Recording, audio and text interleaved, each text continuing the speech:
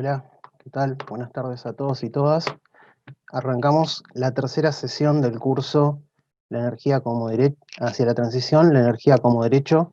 En este caso, bueno, salvando los inconvenientes técnicos que tuvimos la semana pasada con nuestra expositora del día de hoy, Laura Maffei, por las incontingencias climáticas, ¿no? Eh, Vamos a retomar nuestro tercer encuentro, como les decía, de esta iniciativa impulsada por el OBSUR.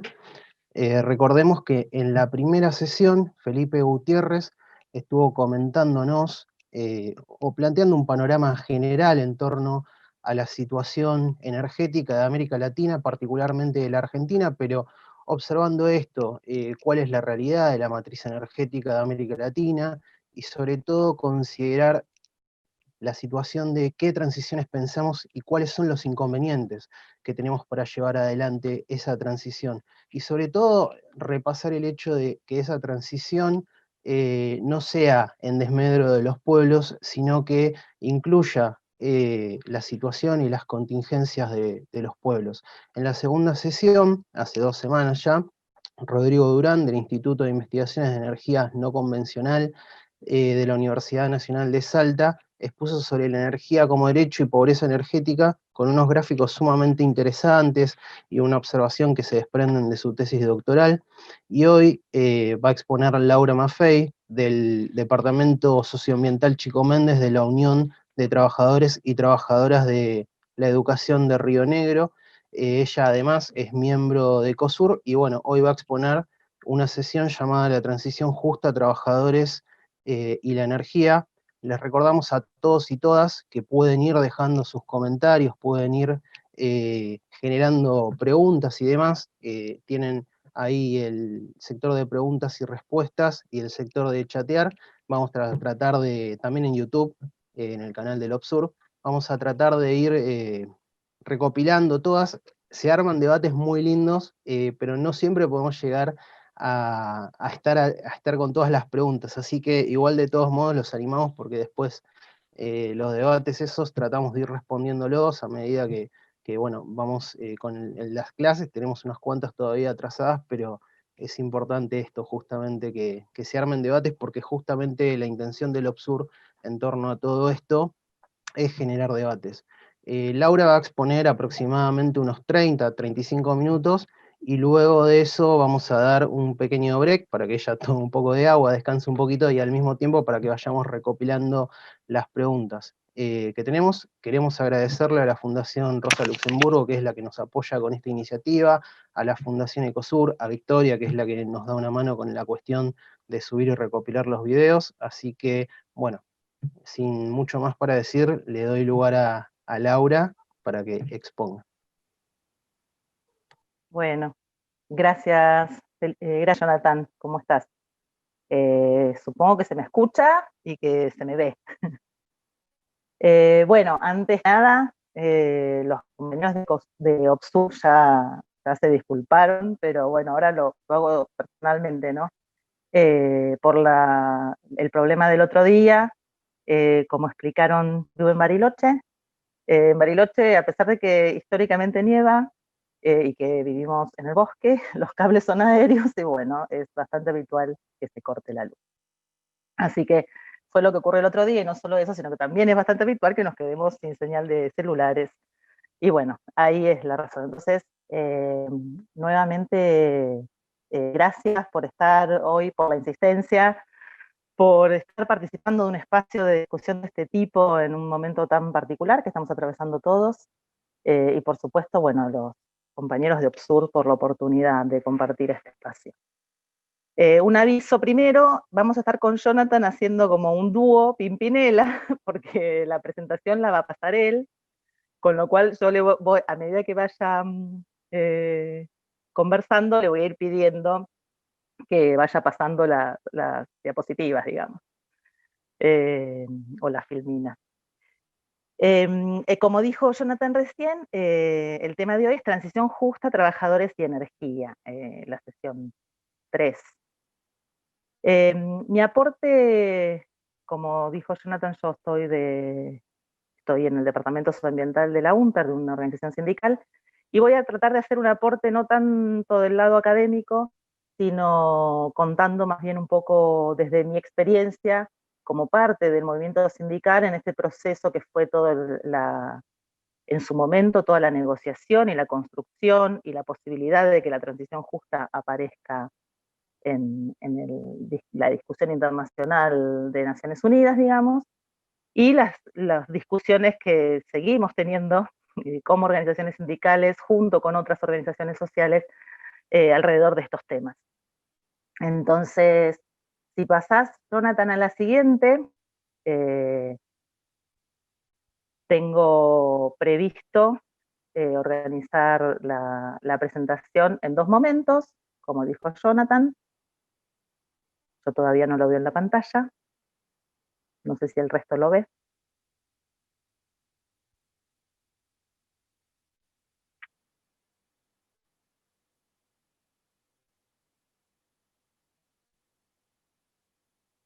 Estoy atenta que me avisen si hay cualquier problema en la comunicación a la vez. Ahí pasamos, ahí la vi. Bueno, son 2 momentos en los que primero quiero traer esto que estábamos escuchando por todos lados, ¿no? Se ve en las Naciones Unidas, lo vemos en cualquier exposición de cualquiera, esta cuestión de la transición justa, vemos países implementando políticas de transición justa, vemos estrategias, en algunos países, estrategias nacionales de transición justa. Entonces, la primera parte quiero explicar un poco qué es lo que son las políticas de transición justa que se están discutiendo a nivel de gobiernos, ¿no? Y en los ámbitos estos internacionales, qué implican en términos de transición energética estas políticas y por qué el movimiento sindical tuvo en ese lugar un papel clave, ¿no? El movimiento sindical fue quien logra introducir, digamos, en este ámbito de discusión internacional de las cumbres del clima y la OIT, el concepto de transición justa. Y en un segundo momento, después del corte, traer un poco más la discusión, bueno, ya está, la transición justa ya está en el Acuerdo de París, divina, está en las directrices de la OIT, bueno, ¿y ahora qué, no? ¿Cómo hacemos para que no se vacíe de contenido? ¿Cuál es el contenido que queremos realmente darle? Todos tenemos las mismas visiones, ¿qué visiones hay? ¿Cómo el movimiento sindical llega a este concepto, que no llega de la noche a la mañana, ni elige un concepto cualquiera, hay una razón para elegirlo? Y vamos a tratar de volver a atravesarlo con estas visiones sobre la transición energética, que implica una transición justa en una transición energética, ¿no? Aclaro que no soy especialista en energía, pero bueno, sí participé en todo este proceso. Entonces haremos un corte acá en una media hora, calculo, por como tengo pensada la presentación, vamos ajustándola en todo caso para dentro de media hora poder hacer ese corte y tomarnos un descansito. Jonathan, si pasás a la siguiente, te espero un poquitín.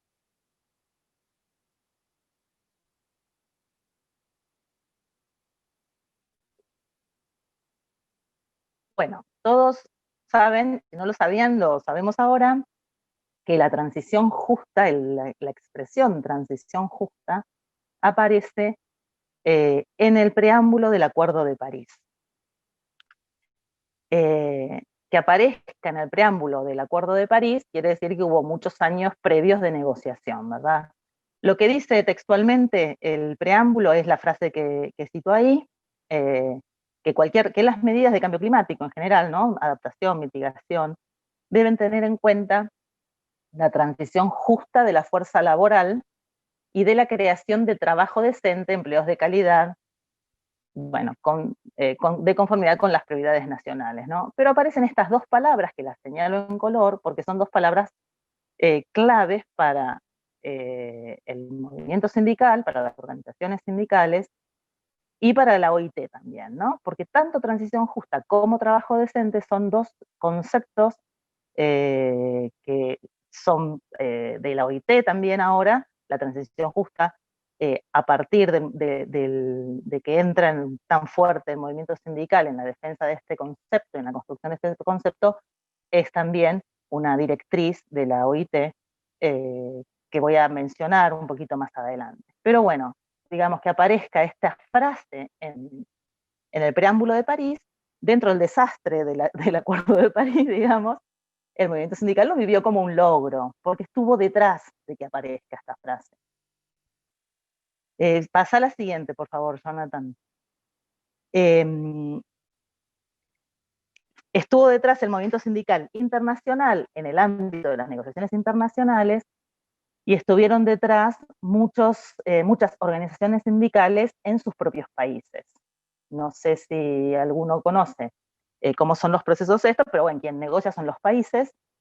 Uno, como organizaciones sindicales, dentro de ese espacio, al ser reconocidos como parte interesada de las organizaciones sindicales, uno tiene espacio para hacer lobby, para, bueno, acceder a espacios de discusión, a documentos borradores, ¿sí?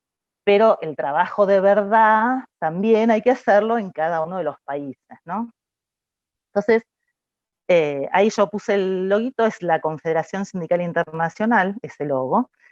Los sindicatos, como dije, son reconocidos como parte interesada en las negociaciones de cambio climático y en todos los acuerdos ambientales, ¿no? Pero como una parte de especial interés en el proceso de cambio climático, y quien representa a los trabajadores como grupo de interés es la CSI, la Confederación Sindical Internacional. Por supuesto que las delegaciones sindicales y la posición sindical, si bien quien tiene la voz formalmente es la CSI en el ámbito donde se le da la voz, es construida con las organizaciones de todo el mundo, o sea, recoge también toda la experiencia previa de organizaciones como la Internacional de Servicios Públicos, no sé, Industriol, la Federación Sindical Mundial, ¿sí? Pero bueno, la CCI es quien en nombre del grupo de trabajadores introduce la cuestión de la transición justa en las negociaciones.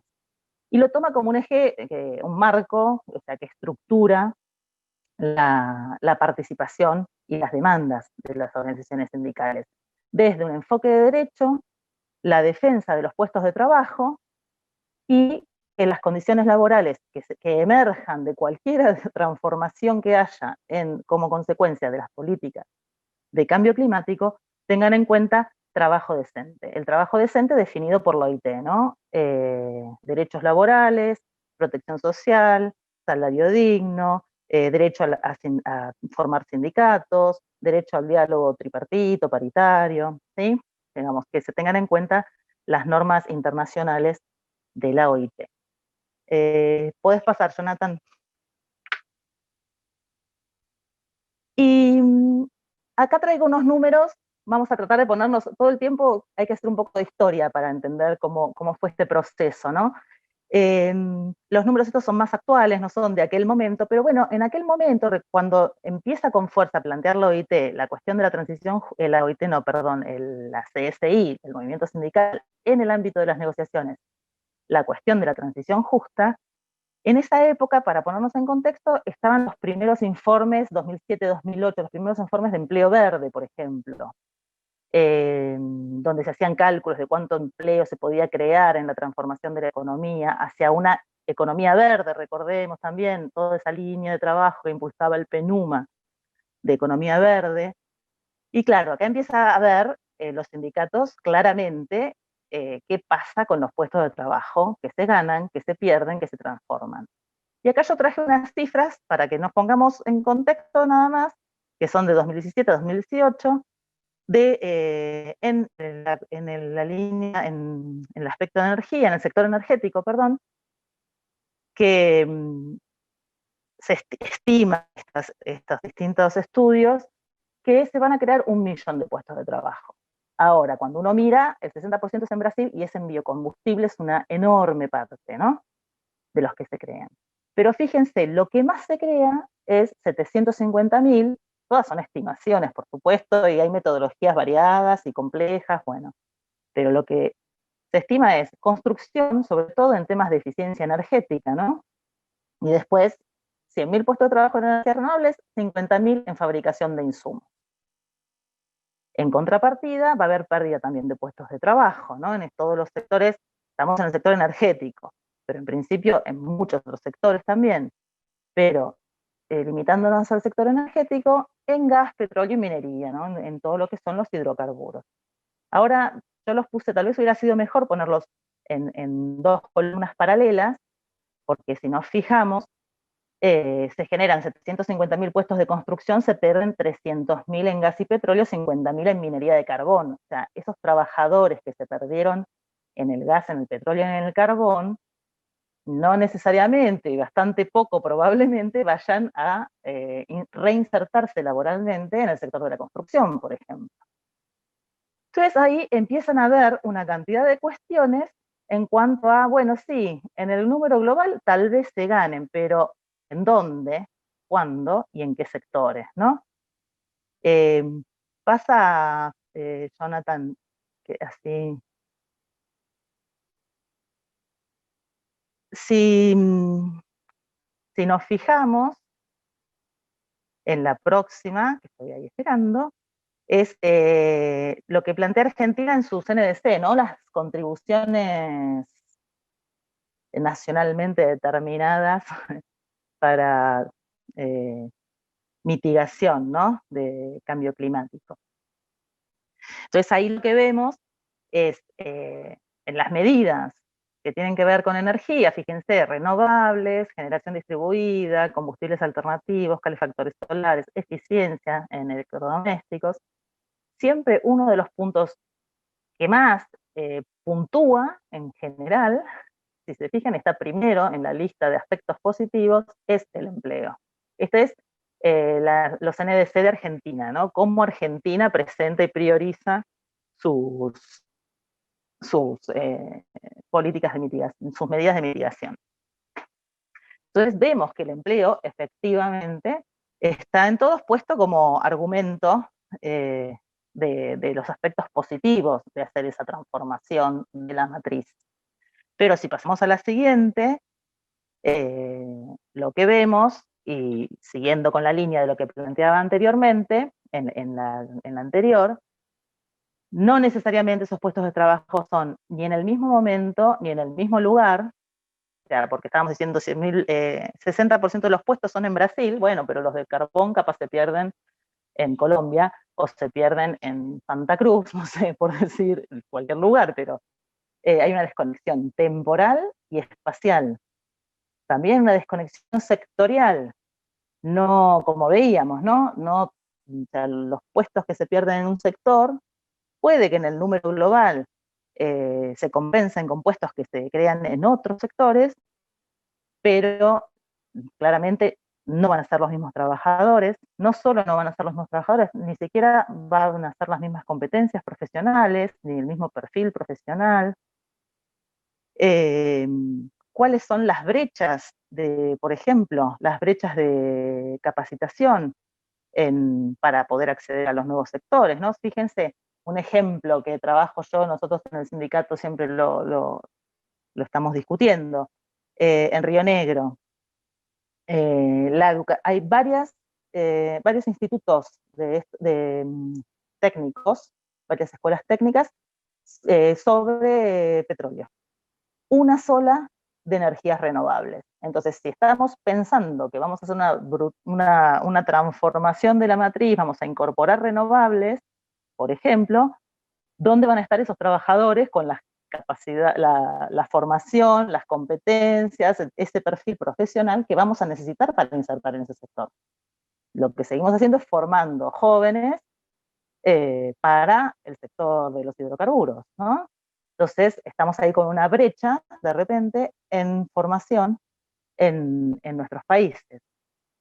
Y después, ¿qué va a pasar con todo lo que son las vulnerabilidades, se llaman vulnerabilidades preexistentes, ¿no? ¿Qué pasa en esta transformación con todos los trabajadores de la economía informal, los jóvenes que no acceden, en el mundo crece la economía informal, en todos los países crece la economía informal, en todos los países hay problemas para la inserción de jóvenes, en todos los países hay brechas de género súper importantes, ¿sí? Entonces, ¿qué va a pasar con todos esos grupos que ya tienen dificultades hoy para poder acceder a un puesto de trabajo, para poder acceder a un salario, a estabilidad laboral, etcétera, en esa transformación, ¿no?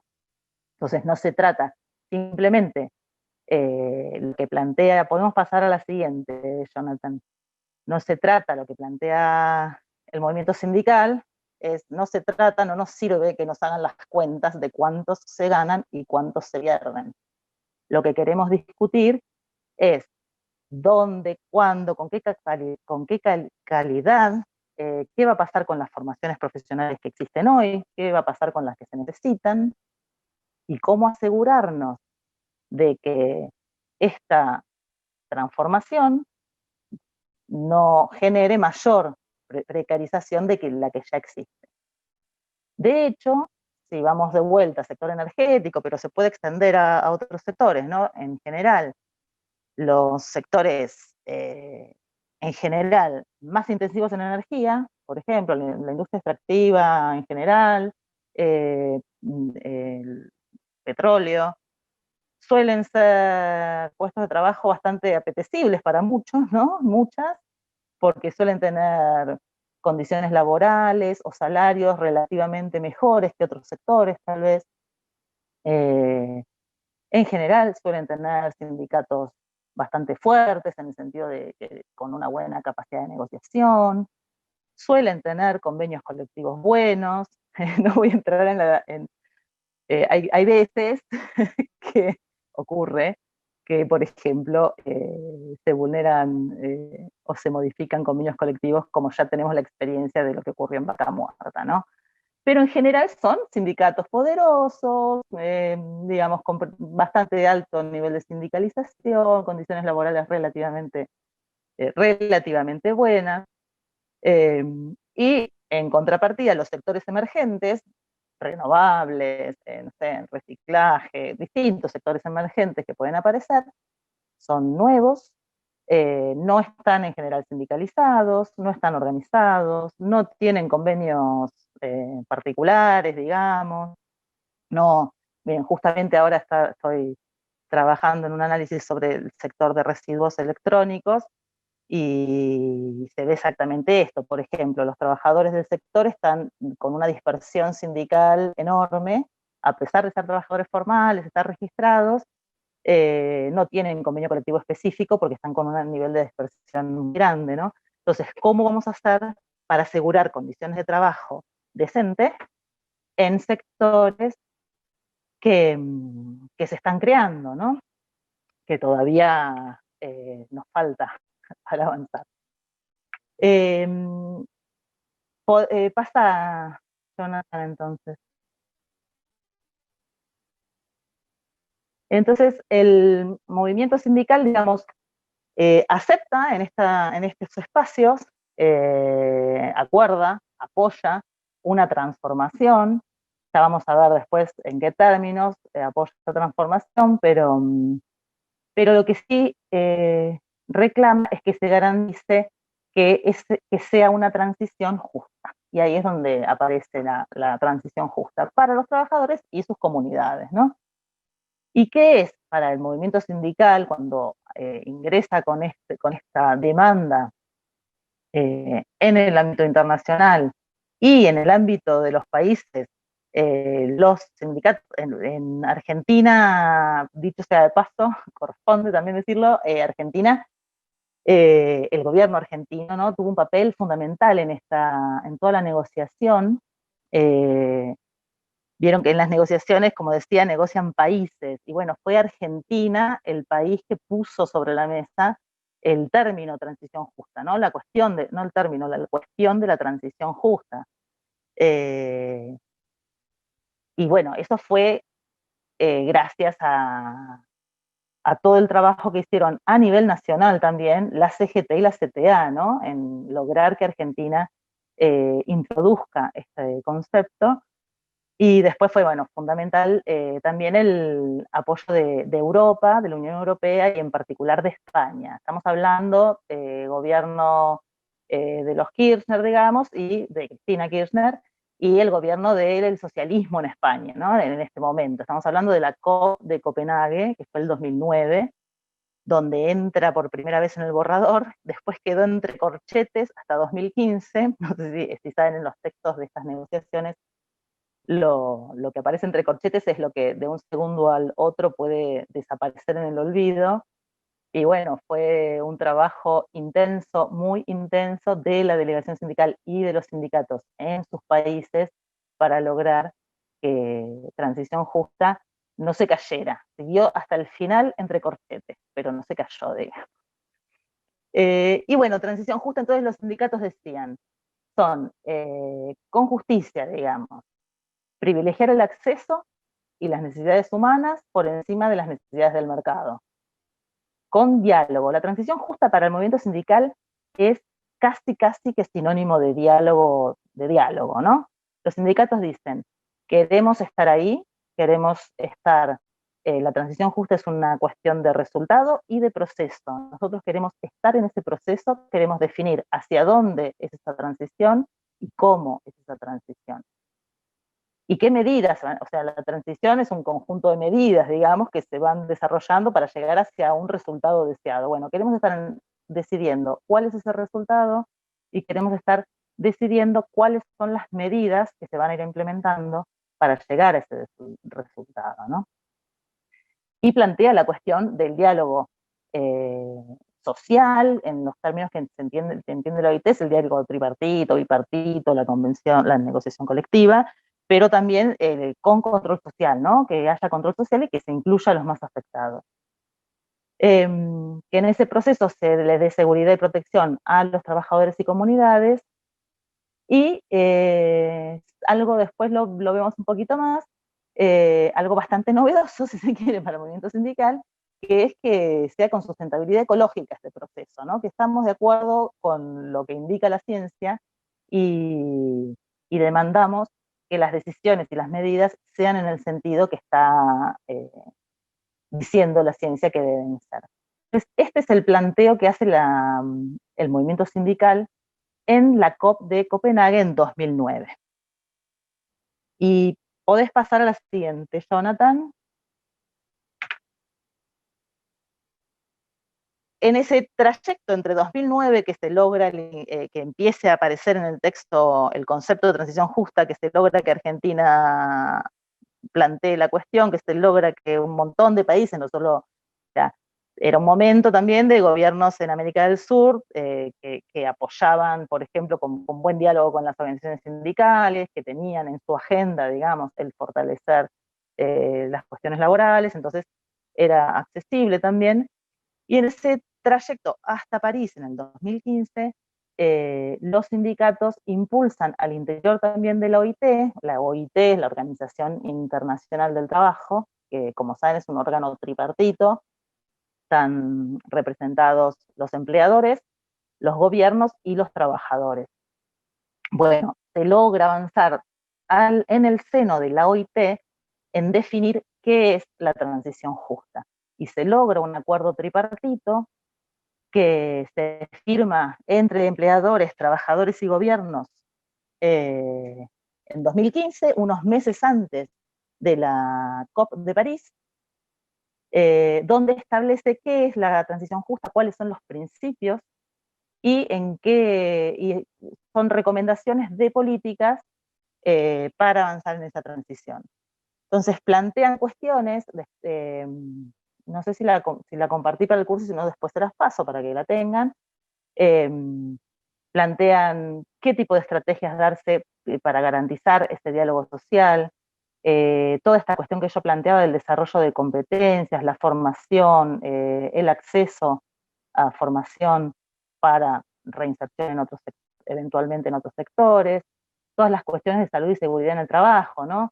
¿Qué pasa con los nuevos puestos de trabajo? ¿Qué pasa con las nuevas condiciones, por ejemplo, de temperatura? ¿Qué pasa con nuevas listas de enfermedades que puedan surgir con motivo del cambio climático?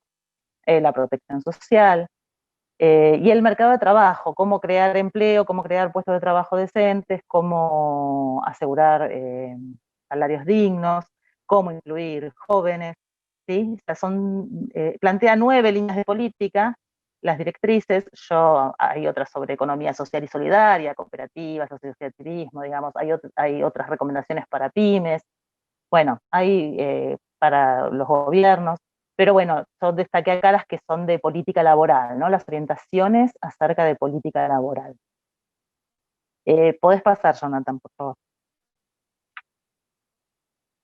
Y este proceso sigue, hay un grupo que está trabajando en el ámbito de Naciones Unidas con las directrices, con el proceso de negociación de cambio climático, y el año pasado, por eso yo decía al principio, esto de que la transición justa aparece hasta, no sé, cuando vamos al supermercado lo vemos escrito en algún cartel, porque como que se hizo patrimonio de todos, digamos, con variadas significaciones, pero bueno, en septiembre de 2019, que se convocó esa cumbre de acción climática, acción por el clima de Naciones Unidas, ahí se lanzó una acción climática por el trabajo en el sentido de avanzar en la discusión de las estrategias para garantizar la transición justa.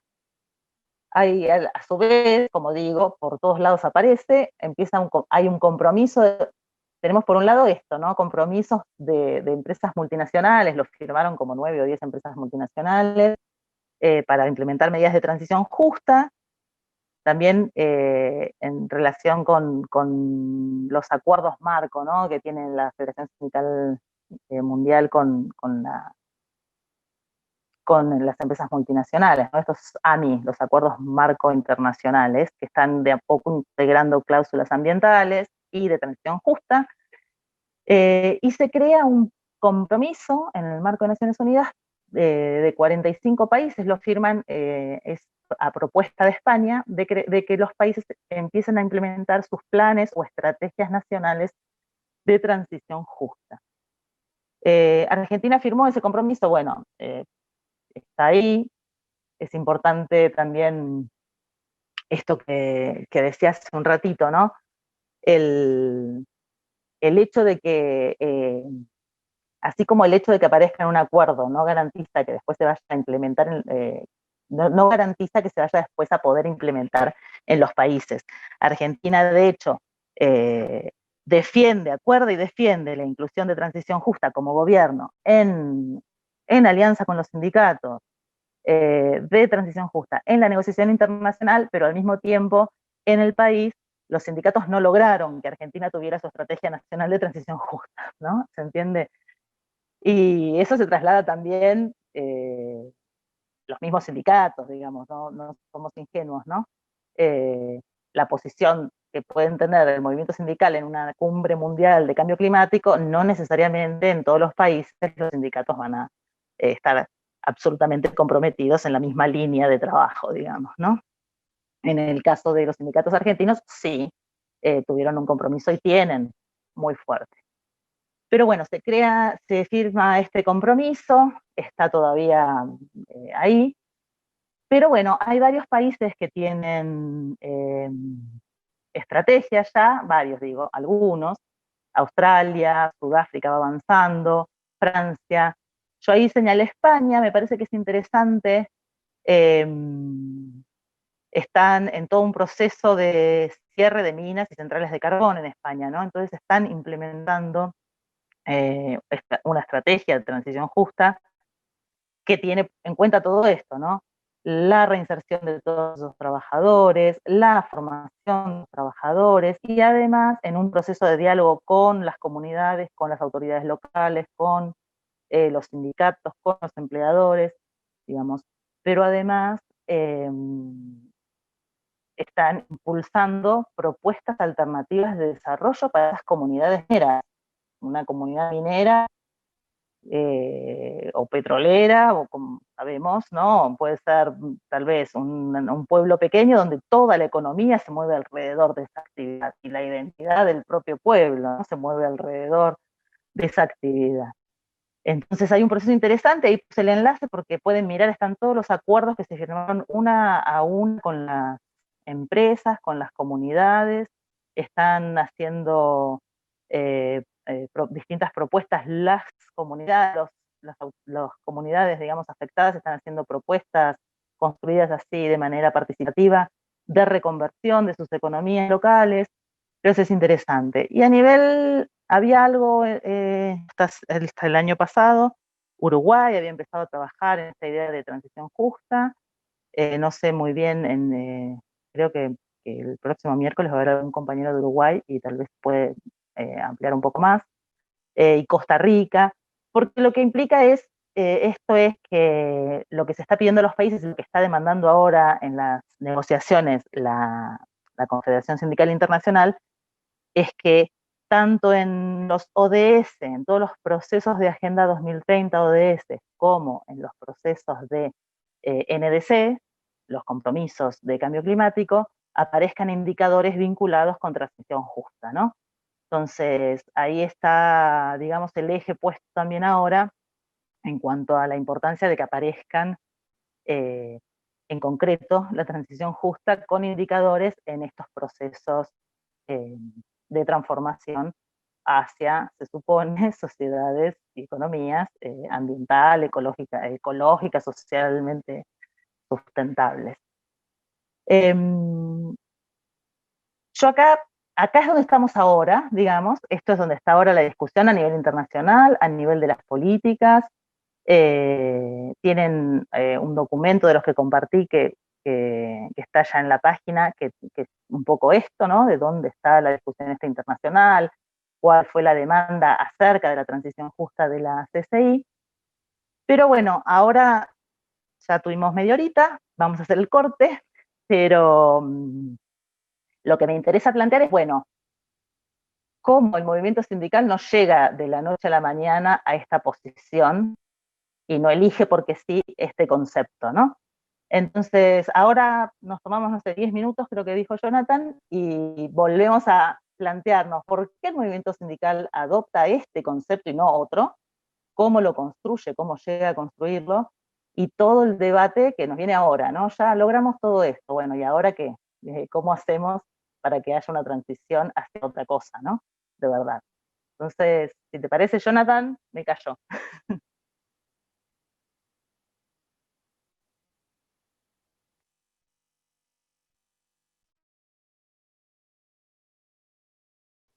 Bueno, ahí se me escucha. Bueno, muchas gracias a Laura por esta primera parte de la exposición. En la vorágine de los problemas técnicos que fuimos teniendo, olvidé presentarme. Mi nombre es Jonathan Núñez, estoy colaborando con el área de soberanía del OPSUR en ese sentido. Estamos trabajando toda una serie de cuestiones en las que se incluye este curso.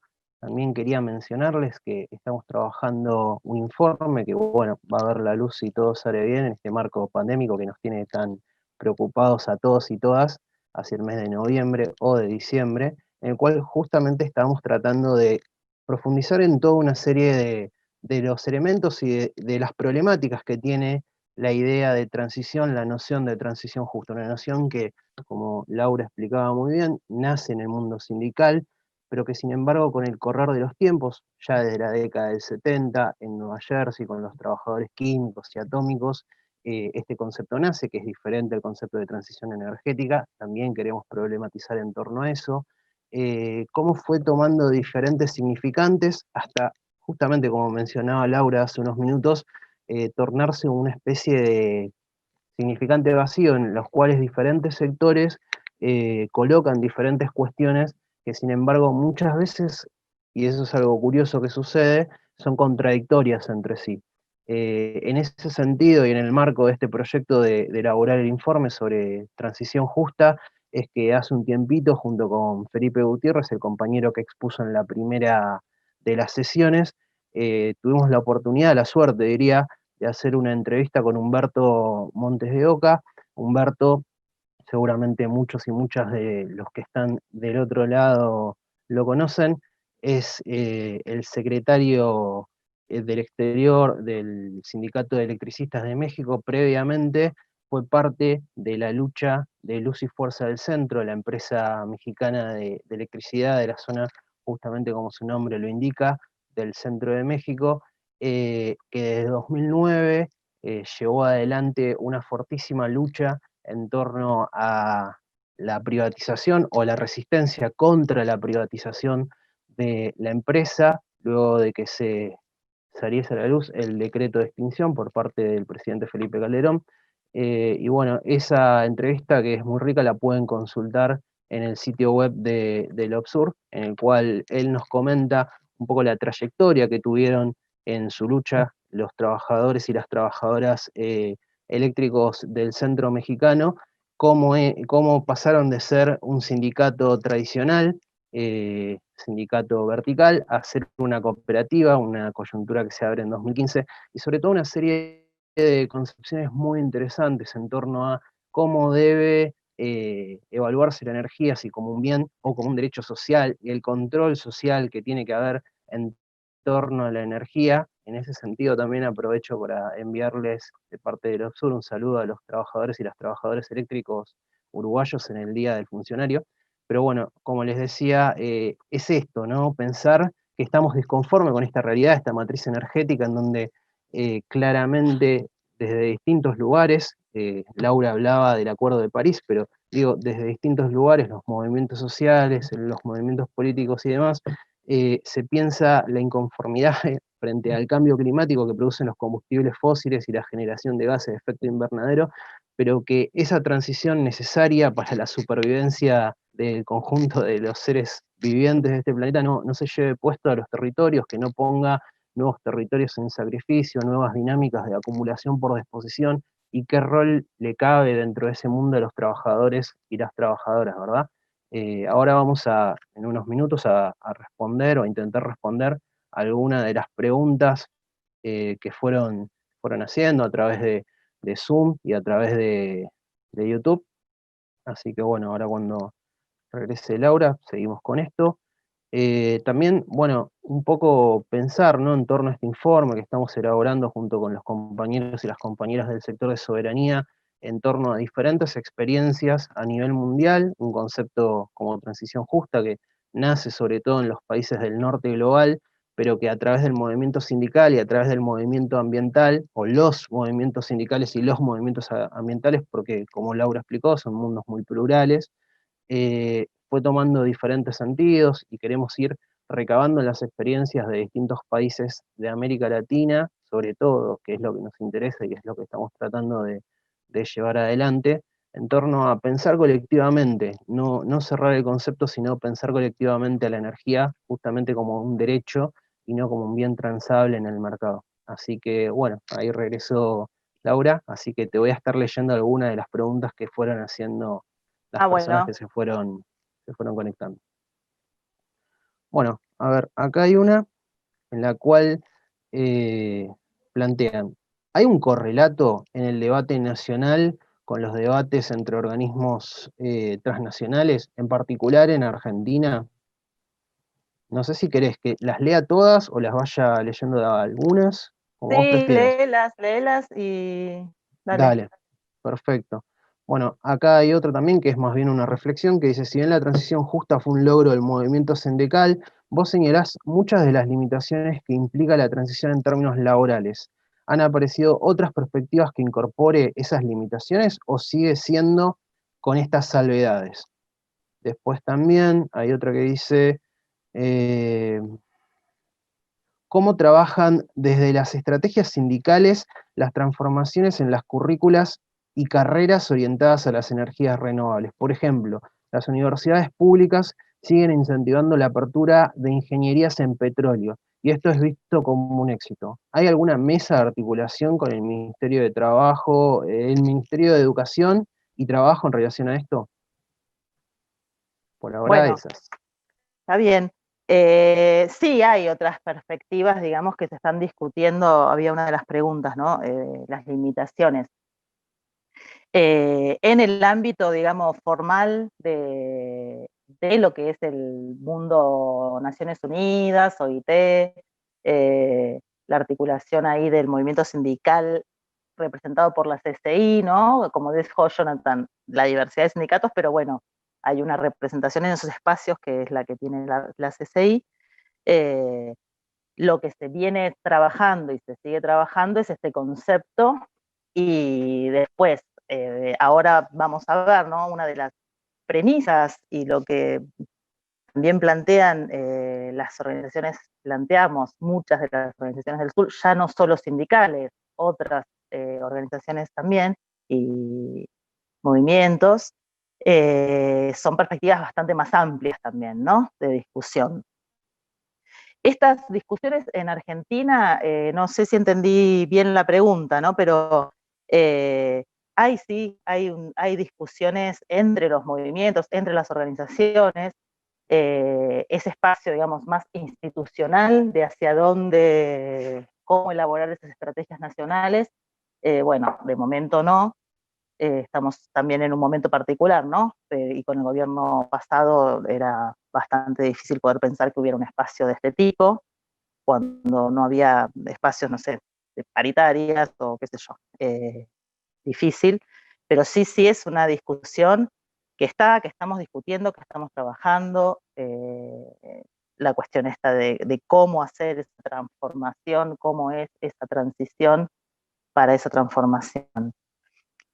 Y a nivel currículas y todo eso, bueno, hay algunas iniciativas, es difícil, porque, bueno, lo que acá, no sé quién es la persona que hizo la pregunta, pero digamos que a nivel de la academia, de las universidades y todo, es bastante difícil la relación con los extractivismos y con el petróleo y con la minería.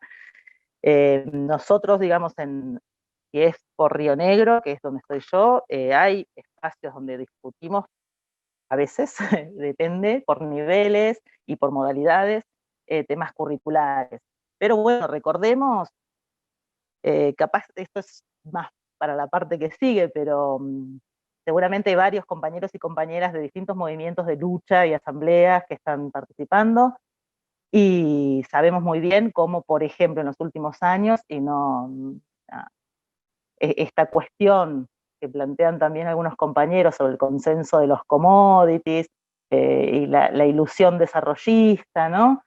Y sabemos muy bien de qué manera la minería, el agronegocio entran en los manuales, entran en las escuelas, entran en el sistema educativo, ¿no? Entonces, esa es una batalla bastante importante. Sin ir más lejos, en Río Negro, por ejemplo, YPF hace sus cursos de energía en los institutos de formación docente, ¿no? Estoy segura que en el grupo de quienes estamos acá participando debe haber varios y varias de compañeros y compañeras que han experimentado o que saben y conocen bien de cerca la forma en que entran todas estas industrias entre comillas, ¿no? Todos estos extractivismos en las currículas escolares, ¿no? En el sistema educativo. No sé si están las respuestas. Bien, perfecto, Laura. Si querés continuar con tu exposición, buenísimo. Dale, me voy a la presentación para que la miro, si voy en paralelo. Listo. Bueno, voy a ir en esta primera parte, capaz voy a tratar de apurarme así tenemos más tiempo para después charlar más también. Yo decía, el movimiento sindical no llega, Jonathan, no llega de la noche a la mañana ni porque sí a tener esta posición. Y, digamos, empecemos por recordar un poco la tradición del movimiento sindical en cuestiones ambientales, ¿no? Por empezar. Hasta los años, incluidos los 90, hasta entrados los años, o sea, este siglo, digamos, el movimiento sindical o las organizaciones sindicales, vamos a decir, con su diversidad, participan de manera muy ocasional en cuestiones ambientales, tanto a nivel de sus países como, ni hablar a nivel internacional, ¿no?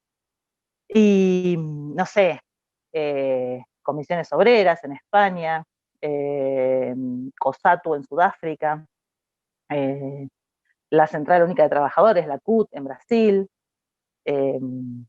a nivel nacional, bueno, cuestiones energéticas siempre los compañeros de Luz y Fuerza, ¿no? Pero después CETERA, ¿no? La Confederación de Trabajadores de la Educación de la República Argentina, Pero, digamos, eran participaciones en general, del resto, ocasionales, muchas veces motivadas por algún interés personal de algún dirigente sindical o que por algún motivo tenía una sensibilidad especial hacia lo ambiental, pero no eran política gremial, por ejemplo, como sí es ahora la cuestión ambiental política gremial de muchas organizaciones, por ejemplo, la UNTER, mi sindicato, ¿no?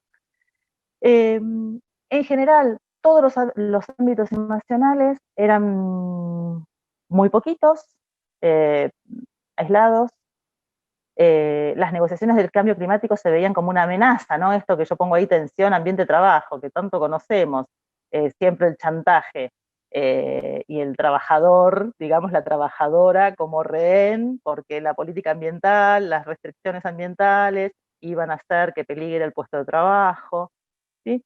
Entonces, había mucha desconfianza desde los movimientos ambientalistas, desde organizaciones sociales que venían trabajando en la línea de la justicia ambiental, justicia climática, respecto del movimiento sindical, porque en general las posiciones habían sido más corporativas, eh, muchas veces hasta alineadas de repente con intereses del mundo empresarial, digamos, y de hecho, en 1998, en el protocolo de Kioto, el sindicalismo bloqueó, o sea, estaba en contra, ¿sí? Estaba claramente en contra de cualquier limitación a las emisiones.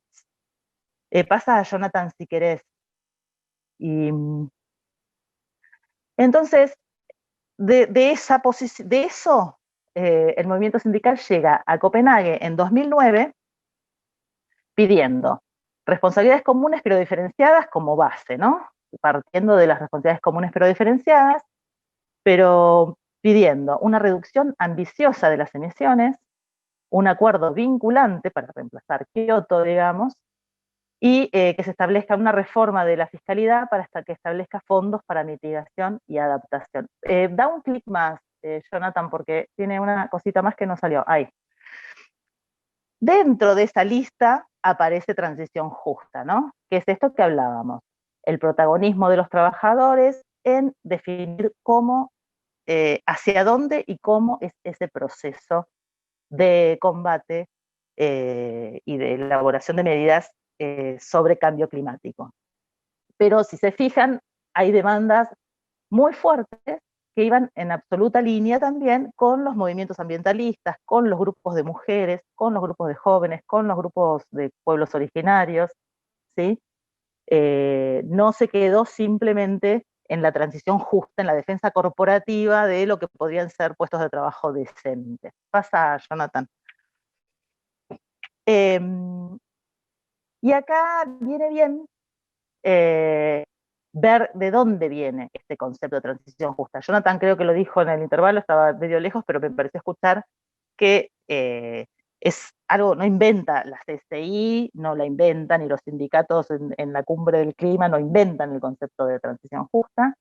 El origen es en Estados Unidos y muy vinculado a las luchas de justicia ambiental y justicia social, ¿no? Haciendo ese diálogo entre justicia social y justicia ambiental.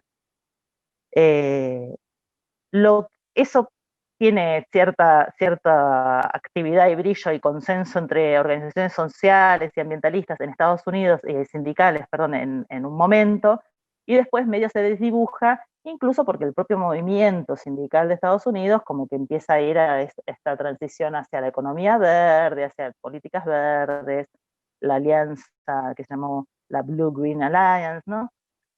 Y pierde un poco de protagonismo esa discusión que empezaba a darse sobre la transición justa, que tenía un carácter fuertemente transformador porque lo que estaba denunciando era el racismo ambiental y la injusticia ambiental, y lo vinculaba muy fuerte con la justicia social, que la justicia social es un concepto muy claro, muy caro y muy claro para los movimientos, para las organizaciones, ¿no? Entonces, al poder establecer ese vínculo, era fácil, digamos, de trabajar desde ese concepto.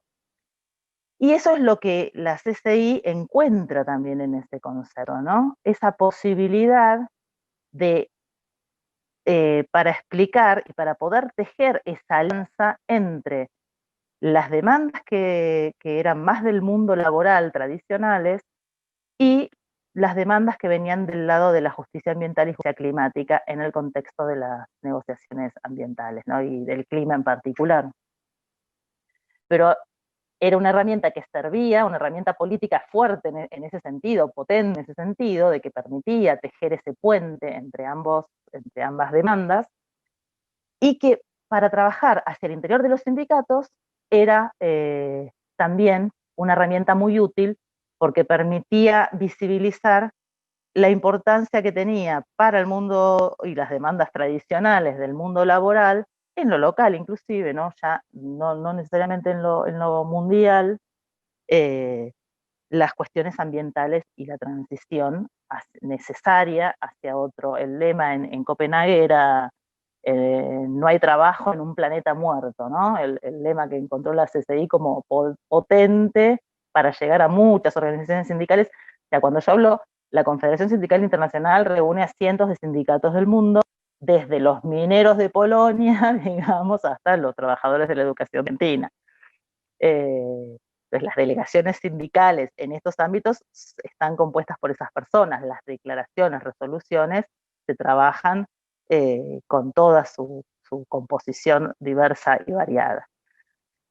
Entonces, ahí el movimiento sindical, digamos, la CCI y sus organizaciones, ahí apareció la CSA, que es la Confederación Sindical de las Américas, es la región de la CCI, tienen que hacer un trabajo muy importante hacia adentro, revertir esas posiciones también dentro del propio movimiento sindical. Entonces, en 2006, que es un poquitito justo antes de que se conforme la Confederación Sindical Internacional, que es una organización muy, muy joven, en ese momento era nuevita, con una fundación que habían creado precisamente las organizaciones que nombré, Comisiones Obreras, COSATU y la CUT de Brasil, habían creado una fundación que se llamaba Fundación Sindical Internacional para el Desarrollo Sustentable, Sustain Labor, que hizo un trabajo enorme, que era quien hacía todo el asesoramiento técnico en todo el proceso de negociación, hizo un trabajo enorme de formación sindical en todo el mundo, para poder avanzar en la inclusión de la agenda ambiental dentro de las organizaciones sindicales.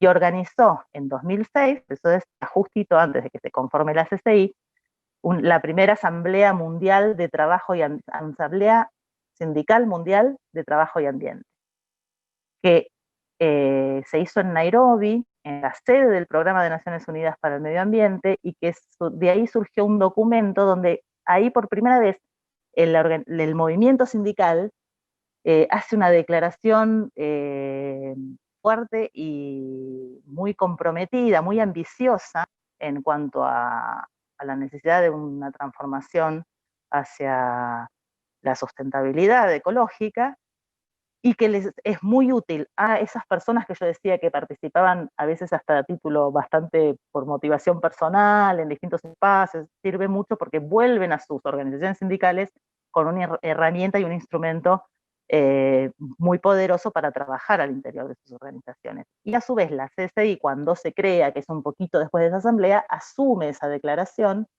y forma parte, junto con comisiones, COSATU y CUT de Brasil, de la Fundación Sustain Labor. Y desde ahí es donde hacen todo ese trabajo hacia adentro y también hacia afuera, porque hacia afuera había una cosa importante que era quebrar las desconfianzas que había hacia el movimiento sindical y construir alianzas en el sentido de lograr también los apoyos y el compromiso y la comprensión de otras organizaciones, otro tipo de movimientos que venían con otras agendas, de la necesidad de incorporar la dimensión laboral en estas. Entonces, cuando yo digo que la CCI en 2009 llega con esta postura en cuanto a reducción ambiciosa, vinculante, cambios en fiscalidad, en paralelo, si uno mira las declaraciones de los grupos de mujeres, las declaraciones de los ambientalistas, de jóvenes, también incluyen en sus demandas la dimensión laboral. Entonces eso fue todo un trabajo que estuvo muy, intenso, muy fino, hacia adentro del movimiento sindical, hacia afuera en el nivel internacional y hacia afuera los sindicatos en sus propios países, ¿no? Y ahí jugó un rol fundamental también la CSA, porque la CSA, como decía, en el contexto que estamos hablando, año 2009, año 2010, de los países de la región, sobre todo América del Sur, digamos, había un espacio para trabajar y avanzar importante. Ahora es muy importante también que hubo que tener mucha claridad en cuanto a que, para que pueda cerrar esta cuestión, que la transición justa no es la misma para todos, ¿no? Y ahí también la CSA tuvo un rol fundamental y tiene su plataforma de desarrollo de las Américas, que la compartí en la página del curso, aborda la transición justa desde otro lugar, muy diferente a la que la abordan las organizaciones del norte. Jonathan decía, ¿no? Como que el origen viene un poco del norte, pero imagínense, yo les contaba de la estrategia de transición justa, por ejemplo, en España. Entonces, por supuesto, no es lo mismo discutir la transición de las comunidades o los trabajadores mineros de España, en España, que discutir transición justa en nuestra región, en contextos donde tenemos el avance del extractivismo, donde tenemos el avance de la frontera del agronegocio, donde tenemos expulsión de comunidades y pueblos originarios, donde tenemos asesinato de dirigentes sindicales y de defensores del ambiente, ¿no? América Latina, recordemos que es la región del mundo que más defensores del ambiente asesinados tiene cada año, ¿no? Entonces no es para nada lo mismo discutir transición justa en un contexto que en el otro. Entonces, la Plada ahí plantea muy claramente que transición justa sí, pero transición justa como una herramienta, transición justa para la transformación estructural de nuestras sociedades, del modelo, de la economía, y una transición justa en alianza con las comunidades, ¿no? Necesariamente la transición justa debe incluir, debe ser en beneficio de las comunidades para evitar que los vulnerados, digamos, sigan siendo los más vulnerados, sigan siendo los que paguen los costos y las consecuencias, ¿no? Podés pasar, a ver si. Entonces, en este sentido, digamos, por supuesto las organizaciones sindicales, aún las del norte, las del sur todas, sabíamos cuando estábamos en estas discusiones que el hecho de que apareciera la palabra transición justa en un texto internacional como era el Acuerdo de París y en el ámbito de las directrices de la OIT era campo propicio para que la agarre cualquiera, como puede ocurrir con desarrollo sustentable, ¿no? Que tiene también los más variados sentidos, depende del interés de que se lo apropie o quien lo intente usar. Y el riesgo de vaciarlo de sentido, vaciar de sentido el concepto en sí mismo. Tal vez yo comparé con desarrollo sustentable, ¿no? Pero tal vez una diferencia que no es menor para mí es que el concepto de transición justa, como decía, surge del movimiento obrero, surge de los movimientos de obrero, surge junto con las demandas por la justicia ambiental, ¿no? Y en la denuncia del racismo ambiental. Y entonces digo que eso no es menor porque le da otro sentido también, ¿no? A la necesidad de defender y mantener y historizar el concepto, ¿no? De ponerle nuestro contenido. Y en ese sentido, esto que plantea transición justa en su origen y en el concepto, y sobre todo en lo que plantean las organizaciones sindicales del sur global, digamos, es el carácter transformador. Sabemos que una transición es sucia, por decir de alguna manera, en el sentido de que arrastra elementos del paradigma anterior o del mundo anterior, pero el objetivo es la transformación social y ecológica. La transición será el conjunto de medidas que nos demos combinando medidas de lo viejo con medidas de lo nuevo, con carácter innovador, para llegar a esa transformación social y ecológica. Y lo que tiene como potente en el sur también, sobre todo, es esta capacidad de que hay otros aportes, otras miradas, hay una trayectoria de luchas ambientales que es diferente a las trayectorias que hay en otras regiones, y hay tradiciones del movimiento sindical junto con los movimientos sociales y alianzas junto con otras organizaciones y movimientos socioecológicos, ambientales de la región, no sé, el movimiento de afectados por las represas en Brasil, o sea, las organizaciones sindicales brasileñas tienen una acción histórica de alianza estratégica con estas, por ejemplo, con el MAVI, ¿no? Y hay toda una tradición de lucha y hay miradas diferenciadas, hay aportes diferenciados de todas las cosmovisiones, por ejemplo, que pueden aportar las distintas organizaciones y pueblos de nuestra región, ¿no? Estamos acercando al gong. Bueno, pasemos, creo que ya estoy cerquita. Sí, ya termino. Pasá a varios porque ahí creo que sí, hay más. Ahí estamos. Ahí. Bueno, entonces, desde la visión del sur, tanto del movimiento sindical como de muchas organizaciones con las que venimos discutiendo, y acá hay que ser justo también con otras organizaciones también del norte, comprometidas con esta visión, es mucho más que proteger condiciones laborales, ¿no? Entonces, volviendo un poco a lo que planteaban en la clase anterior, esta idea de llevándolo al energético, ¿no? Estoy hablando para tratar de ponerlo en energía. El tema de la energía como derecho, yo estoy a oscuras, no sé si me ven, bueno, la energía como derecho, el tema de la democratización, que no es simplemente acceder, es el control social sobre la energía, ¿sí? O sea, el acceso es una cosa, el carácter público es otra, el social es otra, ¿no?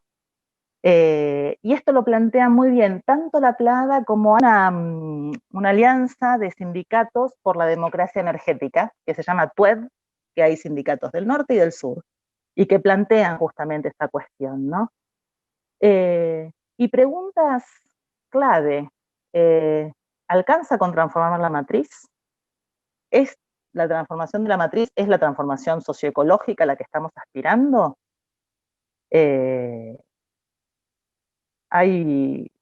Podemos discutir energías renovables sin discutir minería. El otro día me parece que era Felipe creo que era que decía, se puede discutir energía sin discutir la minería, el consumo de alumbrera, o sea, consumo energético. Bueno, más allá, se puede discutir energías renovables sin discutir minería. Vamos a ir haciendo ahora la minería del litio, ¿no? Entonces, ¿qué implica? Y acá recobra peso esa pregunta que trabajamos tanto todos nosotros y nosotras sobre la energía, ¿para qué? Y miren, estuve hace unos años con la CCA, estábamos haciendo una investigación sobre distintos proyectos de cooperación internacional, de estos cooperaciones internacionales que mezclan fondos privados y fondos públicos, bueno, una cosa medio así, queríamos ver casos, a ver qué pasaba, y justamente había un caso en Chile de una planta de energía solar con cooperación internacional, aportes privados, bueno, una historia de corrupción, bueno, horrible, todo el proyecto espantoso, pero bueno, era una planta gigantesca de energía solar que se integraba al sistema interconectado, digamos, de la región norte, en la cual el 90% del consumo energético es de la minería, y en la cual las comunidades están manifestándose y resistiendo a la minería. Entonces, energía renovable, aunque hubiera sido la mejor de las opciones de generación de puestos de trabajo, por ejemplo, súper decentes, realmente podemos seguir pensando, digamos, limitando la visión a esa cuestión. Podemos seguir viendo acceso si no discutimos las relaciones patriarcales, si no discutimos el papel del valor del trabajo reproductivo de las mujeres, si no discutimos acerca de los cuidados, la carga desproporcional de datos. Y hay algunos de nosotros, algunas de nosotras, que también nos estamos preguntando, el trabajo decente, no se dice que un empleo verde es un trabajo decente en un sector ambientalmente amigable, no sé qué. Y nos preguntamos, ¿no estará haciendo falta también discutir un poco más un trabajo decente en un sector que está poniendo en riesgo la vida de comunidades, la propia vida de los trabajadores? El trabajador cuando sale del trabajo va a su comunidad y su comunidad está aguas abajo de empresa que está contaminando, por ejemplo, en Hachal, no sé, por decir algo. Entonces, ¿no habrá que empezar a discutir también si un trabajo decente no debe incluir el carácter de trabajo o alcanza con que tenga una buena ART? Todas estas cuestiones son las que estamos discutiendo, digamos. Hay uno de los materiales que compartí que ahora, bueno, son y cuarto, sí. Bueno, cierro, pasemos a la siguiente, pero bueno, a lo que quiero ir, la transición justa desde las perspectivas del sur es muchísimo más que la discusión que se está dando en algunos otros lugares y algunas otras organizaciones sindicales, que es sobre, sí, condiciones laborales para los trabajadores, para las comunidades, pero digamos que es una versión más restringida que la que estamos planteando y tratando de abordar desde el sur, ¿no? Ahí se nos quedamos sin tiempo, pero bueno, yo compartí algunos materiales, ya creo que los subieron los compañeros en la página del curso, y ya compartí otros que me parece que son interesantes para que les den una mirada. Están los enlaces, pero después puedo poner los PDF para que los tengan subidos. En Río Negro estuvimos 2018, 2019, y bueno, y este año no pudimos, pero estamos trabajando en la Mesa de Transición Energética y Productiva de Río Negro, que es un grupo a instancias por iniciativa de OPSUR y del Taller Ecologista, ¿no?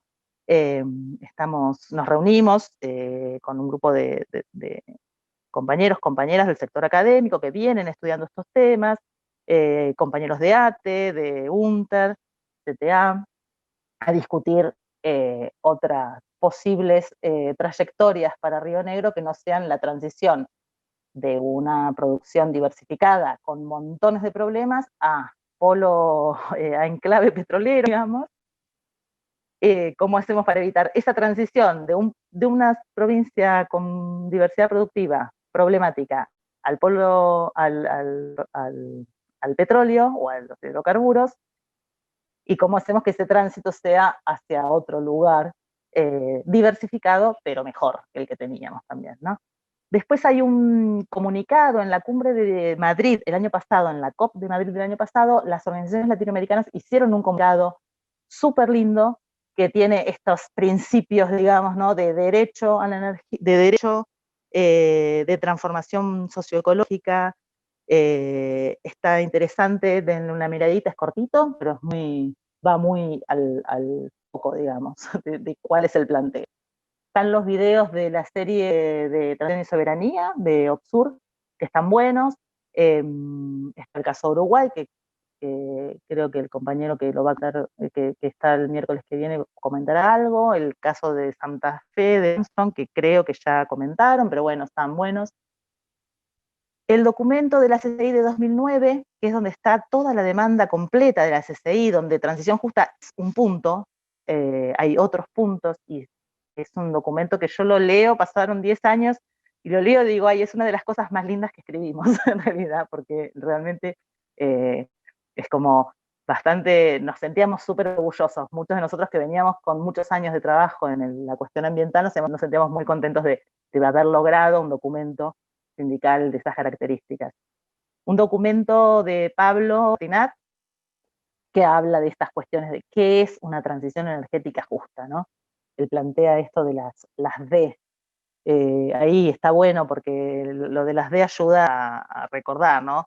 Democracia, descentralización, democratización, descentralización, descarbonización. Bueno,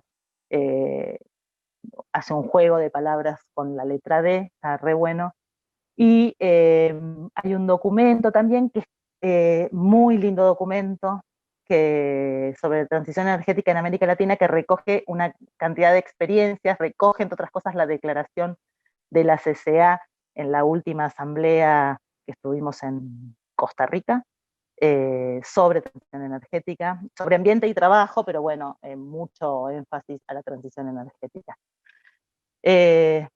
Bueno, y si pasás, Jonathan, ya es mi mail. Y estoy justo de 18, me pasé un poquito.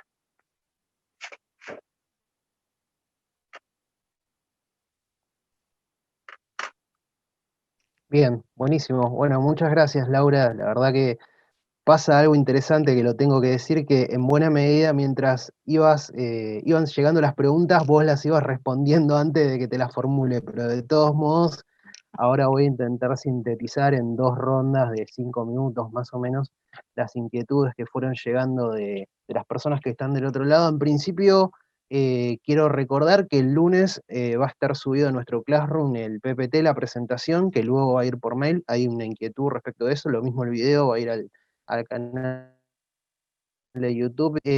Bueno, a ver, un poco para ir sintetizando. La compañera que consultó respecto a universitaria y la formación de los lobbies al respecto, creo que se me cortó un poquito, pero ahí volví. La incidencia de los lobbies al respecto, la compañera que hacía la consulta en torno a la formación y el rol que tiene el Ministerio de Educación, comenta que es docente en universidades del conurbano bonaerense y que muchas veces en esas instancias se festejan las becas otorgadas por grandes multinacionales y demás. Es en torno al lobby y las universidades hay bastantes inquietudes y preguntas. Luego, también en torno a la cuestión de las energías renovables y la minería del litio, hay una serie de comentarios. También es interesante acá una pregunta que me parece que busca polemizar y me parece prudente hacértela, que dice, ¿cree que los sectores extractivos no pueden mejorar su performance a fin de optimizar procesos, cuidar el ambiente y reducir las emisiones? Esa la dejo ahí, ahora vos me dirás, Laura. Eh, bueno, luego te agradecen por tu exposición, hay muchísimo de eso. Y pregunta, ¿sabes la postura del fuerte sindicato de petroleros que agrupa a los trabajadores de Río Negro y Neuquén y La Pampa respecto del tema de la transición justa? Y finalmente hay una serie de consultas en torno a la vinculación, profundizar un poquito en torno a eso. Eso, Laura. Se cortó un cachito la última, no sé si te llegué a escuchar, No, pero consultan bueno, en torno a, perdón, ahí te lo repito, en torno a sí, la cuestión de género y la transición justa, el vínculo que hay ahí, y si lo podés profundizar un poco. bien. Bueno, son un montón para muy poquito tiempo, pero sí, el tema este del lobby en las universidades es fuertísimo, ¿no? Acuérdense, no sé, en San Juan, todo lo que fue las luchas por la ley de glaciares, el papel que tuvieron las universidades en esa zona, fue bastante complicado, ¿no? Y en contrapartida, en otros lugares sí se logró bastante compromiso del sector académico, pero solo por un ejemplo, para que nos acordemos, eh, el compañero Damián Berseñasi, que de la Universidad de Rosario, que dirige la Cátedra de Salud Ambiental de la Facultad de Medicina, no sé si se recuerdan que viendo de exponer en el tribunal de Monsanto, cuando llegó tenía cerrada su oficina, se habían llevado, no sé si se habían llevado o habían cambiado las llaves de donde estaban todos los archivos de todo el relevamiento que habían hecho en pueblos fumigados, ¿no? Eso dentro de la Universidad Nacional de Rosario. Eh, Después, sobre el litio, creo que como se entrecortaba, no estoy segura. Sobre el litio me parece que eran varios comentarios, no había preguntas. Sobre el extractivismo, si puede mejorar. Yo lo que creo. Eh, digamos, la industria extractiva es necesaria para determinadas cosas.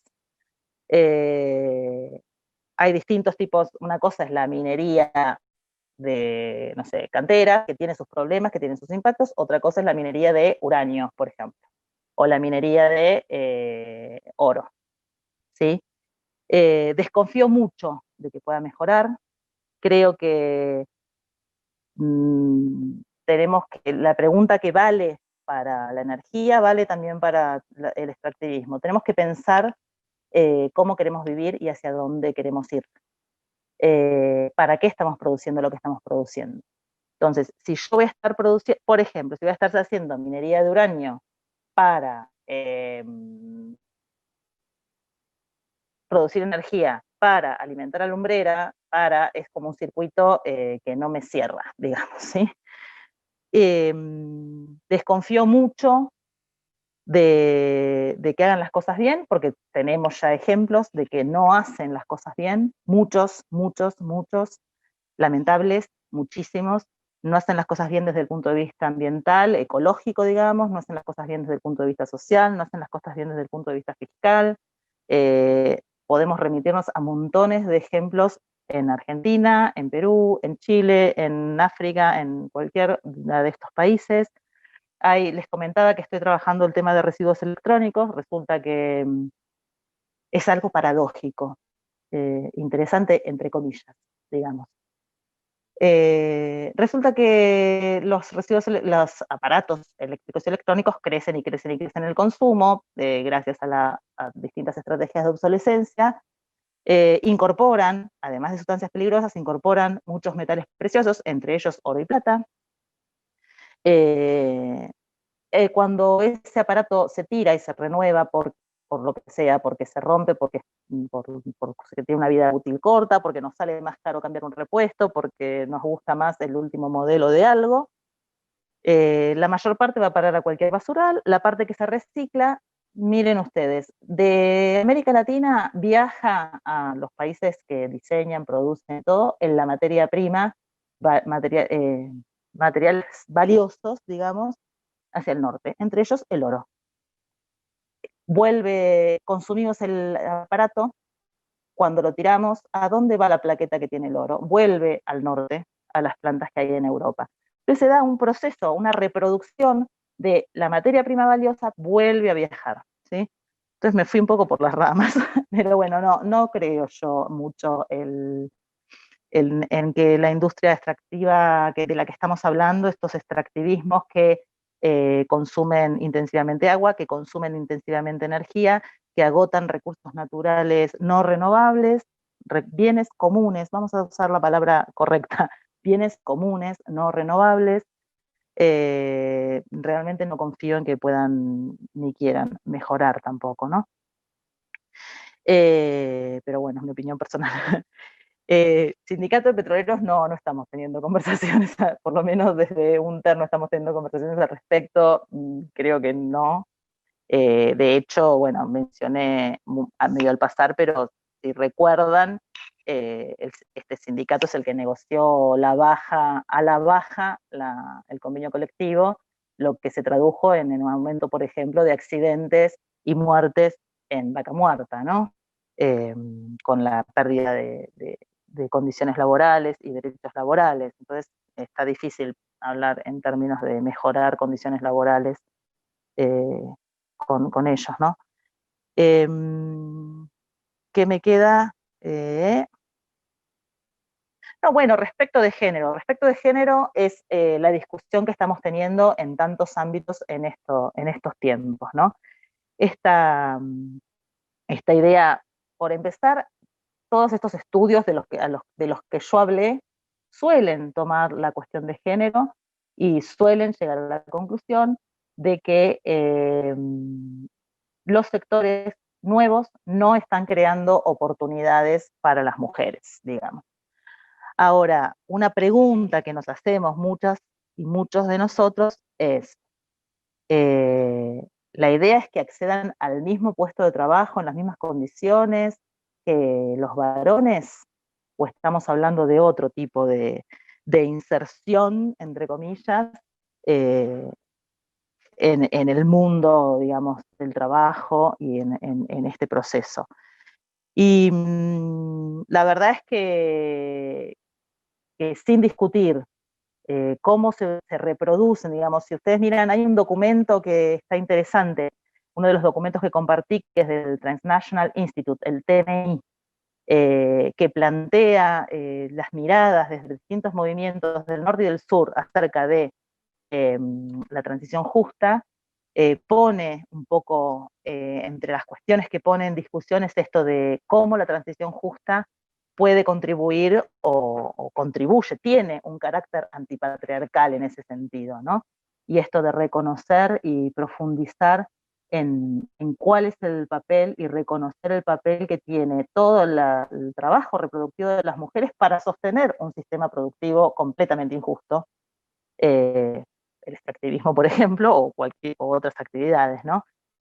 ¿Cuál es el valor que tiene ese trabajo invisibilizado de reproducción de la vida que hace posible que el mundo siga funcionando sin valorizar desde ningún punto de vista, ni económico, ni desde otros puntos de vista, el papel que están cubriendo en su inmensa mayoría mujeres de todo el mundo, ¿no? Creo que era esa la pregunta. No sé si contesté todo. Bueno, sí, de nuevo, fuiste sintetizando un montón de puntos que, bueno, van llegando y siguen llegando preguntas. Lamentablemente, como nos pasa en todas las sesiones, no vamos a llegar a responder todas, pero sí nos gustaría cerrar con una última pregunta que, bueno, es amplia, pero no queremos robarte mucho tiempo más, porque está todo súper interesante, eh, que va en torno a esto. ¿Y qué se ha avanzado y dónde respecto de la transición justa? Y si podés darnos algunos ejemplos. Es algo que ha llegado mucho. Sí, bueno, en materia, digamos, el ejemplo que di, por ejemplo, de España es la transición justa, digamos, más tradicional, si queremos. Es súper interesante para mirar. Hay algunas experiencias, sobre todo en Europa y en Australia y también en Canadá, pero sí hay mucho, me parece, y ahí en el documento que compartí, este que les nombraba, a ver, para que vuelvo y les digo el nombre, así lo pueden encontrar fácil, el de Sensat, Agua Viva, que es transición energética en América Latina. Ahí hay una cantidad de ejemplos de cosas que se están haciendo en distintos lugares y hay muchas experiencias de pequeñas de repente, ¿no? Hay una cuestión también que hay que trabajar, que es la cuestión también de escala en estas transiciones. Yo decía, la transición no es la misma para todo el mundo y además la transición se da en un lugar determinado, en un territorio, ¿no? Con los desafíos locales de ese lugar. Entonces, sí hay distintas experiencias que pueden ser inspiradoras, que hay que analizar, ¿no? También de posibles caminos, eh, algunas pequeñas, algunas un poquito más interesantes, más grandes, capaz. Vos nombraste hoy en lo que están trabajando en México, ¿no? Los compañeros del sector eléctrico. Entonces, de ese tipo de experiencias, bueno, se van, se está haciendo como una especie, hay un esfuerzo en ese sentido de los sindicatos de tratar de identificar experiencias que puedan ser inspiradoras, que puedan replicarse, ¿no? Pero es como que está en discusión, está todavía en medio en pañales esa cuestión, ¿no? A nivel de países, de estrategias de países, es poco, y sobre todo en el norte. Y de experiencias, en experiencias en América Latina hay muchísimas que van en ese sentido, que van en el sentido este de transformación y que tienen estos abordajes de los que estamos hablando. No sé si con eso, ahí en el documento que les menciono, tienen una selección de varias. Bien, buenísimo. Muchas gracias, Laura. Te hemos exprimido, pero ha sido sumamente ¿No? enriquecedor. Así que bueno, muchísimas gracias. Bueno, paso a finalizar, a saludar a Laura y a invitarlos y a invitarlas a la última sesión el próximo miércoles, que va a girar en torno a un espacio de diálogo latinoamericano y multisectorial para pensar la transición energética. Pasos para la transición es el nombre, que va a tener una modalidad diferente a lo que estamos manejándonos hasta el momento, con un expositor o expositora por vez, sino que va a ser una especie de panel con Francisca Fernández Droguet del Movimiento Aguas Vivas y Territorios, coordinadora feminista del 8M, Gustavo Laut del Instituto de Pensamientos y Políticas Públicas de la Fundación D+D de Argentina, y finalmente con Gonzalo Castelgrande de la Asociación de Funcionarios de UTE de Uruguay. Es como para darle justamente esto, una pluralidad a la idea de transición, a la noción de transición, y no justamente presentarlo como un paquete cerrado, sino justamente como lo que es, como un espacio de discusión en el cual justamente la energía debe ser considerada como derecho y como mercancía. Estén atentos a las redes, que vamos a estar subiendo este video, estén atentos a los mails que les llegan desde el Classroom, le van a llegar los materiales, y bueno, como siempre les agradecemos mucho por haber estado del otro lado. Bueno, yo solo saludo, les Dale, agradezco a todos, a todas, la paciencia, el aguante, el haber vuelto a conectarse para que pueda estar con ustedes, y por supuesto, y bueno, queda mi mail y abierto para consultas, para intercambiar material, lo que sea. Muchas gracias, un muchas abrazo a gracias todos y a Laura. todas. Abrazo, chau chau.